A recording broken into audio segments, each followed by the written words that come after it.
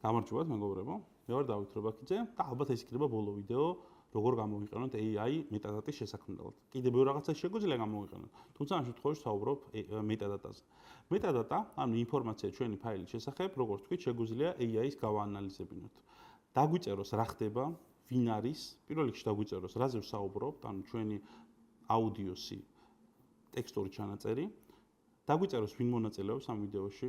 თუ ამოიცნო დაგვიწეროს თარიღები, ლოკაციები, ადგილები, თემები, მაგალითად უკან თუ ხანძარი არის, ცა, თვითფრინავი, ხე, ნებისმიერი სუბიექტი. აი წარმოვიდგინოთ, რომ თქვენ უყურებთ ვიდეოს და ყველაფერს აღწევთ, რასაც იმ ვიდეოში ხედავთ. შემდეგ თქვენ საზღვრავთ, რა გაინტერესებთ, მაგალითად ზედა რო ლურჯი ეცვა გაინტერესებთ, ალბათ არა.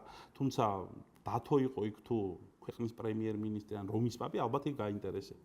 ამიტომ შეიძლება თქვენ განსაზღვროთ, რა პარამეტრები არის თქვენთვის საინტერესო და ამ პარამეტრების მიხედვით ინფორმაცია, რამაც გაანალიზა AI, ავტომატურად ხვდება თქვენ media asset management-ში და იმ XML ფაილში, რომელიც არის metadata, ავტომატურად იწერება. თქვენი სიუჟეტის, თქვენი გადაცემის, თქვენი კონტენტის და მიხედვით ეს იქნება ინდივიდუალური.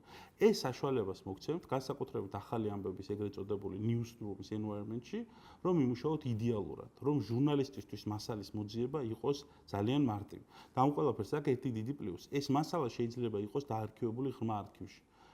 კლასიკურად media asset management-ის შემთხვევაში, როცა მასალა არქივდება ღრმა არქივში, proxy copy მისი აღწერილობით მამში მაინც რჩება, ის არის აქტუალური.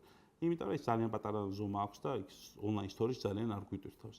შესაბამისად, ჟურნალის ერთი ღილაკის დაჭერით შეუძლია ამოიღოს ინფორმაცია თქვენი არქივიდან, მოიძიოს და ისე რომ არ მივიდეს არქივარიუსთან ან რაღაც დამატებით კადრებთან, ყოველგვარი ავტომატიზაციით, ყოველგვარი დამატებითი ხალხის ჩარევის გარეშე ნებისმიერი მასალა ამოიღოს არქივიდან და გამოიყენოს ის თავის სიუჟეტში.